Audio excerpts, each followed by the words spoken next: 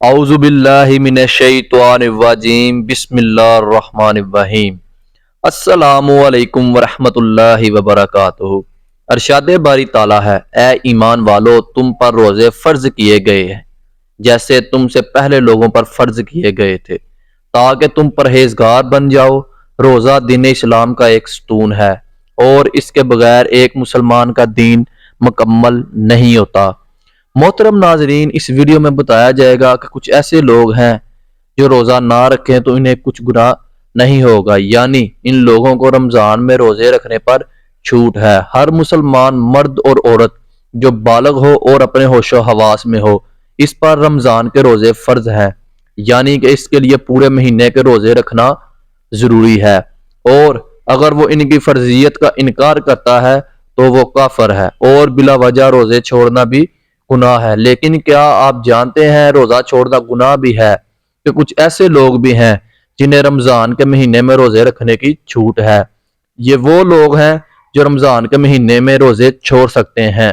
Number 1، بیمار آدمی۔ سب سے پہلا انسان جو روزہ چھوڑ سکتا ہے وہ بیمار آدمی ہے۔ جو انسان سخت بیمار ہے تو ایسے انسان کے لیے روزہ نہ رکھنے کی چھوٹ ہے۔ اگر ایسا بیمار آدمی روزہ نہیں رکھتا تو اس پر کوئی بھی گناہ نہیں ہوگا۔ اب یہ بھی جان لیجئے کہ ایسی کون سی بیماری ہے جس میں روزہ رکھنے کی چھوٹ ہے۔ ہم آپ کو بتاتے ہیں کہ یہاں پر ان بیماریوں کی بات نہیں ہو رہی جو کہ عام طور پر نارمل لوگوں کو ہوتی ہیں، جیسا کہ اگر کسی کے سر میں درد ہو گیا، گھٹنے میں درد ہو گیا، کسی کو سردی یا زکام لگ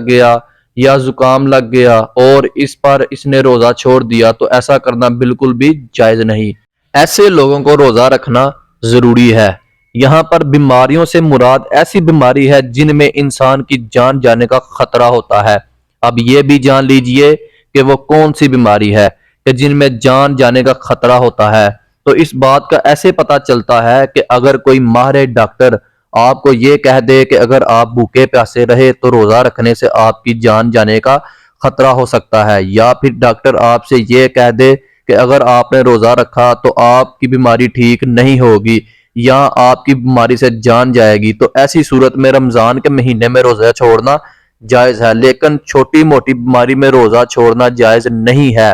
اب یہاں پر اگر کسی نے اپنی بیماری کی وجہ سے روزے چھوڑ دیتے ہیں تو یاد رکھیں کہ اسے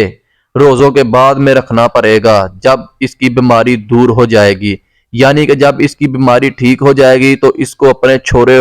ہوئے روزوں کو قضا کرنا پڑے گا۔ اب اگر کسی کی بیماری ایسی ہے کہ وہ کبھی ٹھیک ہی نہیں ہوگی اور اس کا آخری وقت قریب آ گیا تو ایسے میں وہ اپنے گھر والوں کو یہ وصیت کرے کہ میرے اتنے روزے چھوٹ گئے ہیں اور ان کا فدیہ ادا کرے، اور فدیہ یہ ہے کہ ہر روزے کے بدلے ایک مسکین کو 2 ٹائم پیٹ بھر کر کھانا کھلائے۔ نمبر 2، حاملہ یعنی پریگننٹ عورت، یعنی دوسرے نمبر پر حاملہ عورت جس کے پیٹ میں بچہ ہو۔ اگر ایسی عورت ہو اور روزے رکھنے پر اسے اور اس کے بچے کو جان کا خطرہ ہو تو ایسی عورت بھی رمضان کے مہینے میں روزے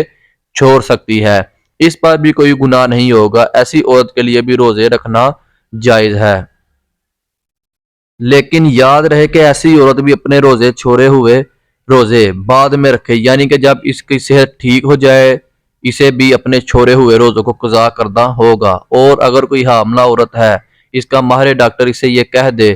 کہ روزہ رکھنے سے اس کی یا اس کے بچے کی جان جانے کا کوئی خطرہ نہیں ہے تو ایسی عورت کے لیے روزے رکھنا ضروری ہوگا۔ نمبر 3، زیادہ بڑھاپا ہو، یعنی تیسرا شخص وہ ہے جو اپنی عمر کے آخری پڑاؤ میں پہنچ جائے، یعنی کوئی شخص بہت زیادہ بوڑھا ہو گیا ہو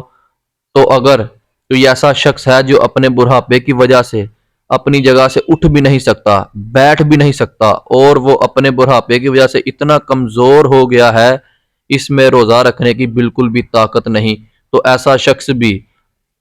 اگر رمضان کے مہینے میں روزے نہیں رکھے گا تو اس پر کوئی بھی گناہ نہیں ہوگا۔ تو ایسے برے شخص کے لیے بھی روزہ چھوڑنا جائز ہے، لیکن یاد رہے کہ ایسے شخص کے لیے بھی فدیہ ادا کرنا ضروری ہے، اور پھر اگر ایسے شخص میں بعد میں اتنی طاقت آ جائے تو وہ اپنے آپ کو تندرست محسوس کرے تو اس کو چاہیے کہ اپنے چھوڑے ہوئے روزے بعد میں رکھ لے اور ان کی قضا کرے، یعنی لیکن یاد رہے کہ ایسے شخص کے لیے بھی فدیہ ادا کرنا ضروری ہے، اور پھر اگر ایسے شخص میں بعد میں اتنی طاقت آ جائے اور وہ اپنے آپ کو تندرست محسوس کرے تو اس کو چاہیے کہ اپنے چھوڑے ہوئے روزے بعد میں رکھ لے اور ان کی قضا کرے۔ لیکن اگر کوئی شخص اپنے بڑھاپے کی وجہ سے اتنا کمزور ہو گیا ہے کہ اسے اپنے ٹھیک اور صحت مند ہونے کی کوئی امید نہیں، تو اس کے لیے روزے معاف ہیں، لیکن اسے بھی اپنے ہر روزے کے بدلے میں فدیہ دینا پڑے گا۔ یہی ہے کہ اپنے ہر روزے کے بدلے ایک مسکین کو پیٹ بھر کے 2 وقت کا کھانا کھلائے۔ نمبر 4، دودھ پلانے والی عورت۔ یہاں یہ بات بھی واضح کر دیں کہ پہلے زمانوں میں ایسی عورتیں ہوا کرتی تھیں جو لوگوں کے بچوں کو دودھ پلانے کا کام کیا کرتی تھی۔ وہ لوگوں کے بچوں کو اپنے ساتھ لے جایا کرتی تھی اور دودھ یا 2.5 سال کے لیے اس بچے کو دودھ پلایا کرتی تھی،